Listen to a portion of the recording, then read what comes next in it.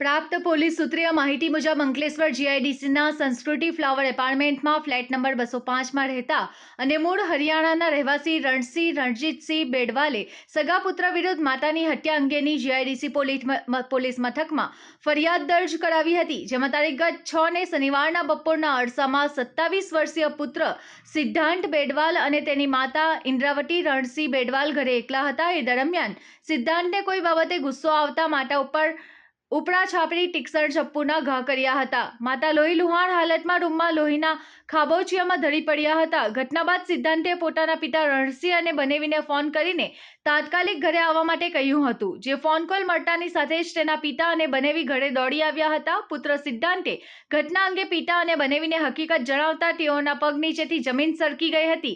સિદ્ધાંતે જણાવ્યું હતું કે ગુસ્સો વધારે આવતા મેં માતાને ચપ્પુના ઘા મારી મોતને ઘાટ ઉતારી દીધી છે.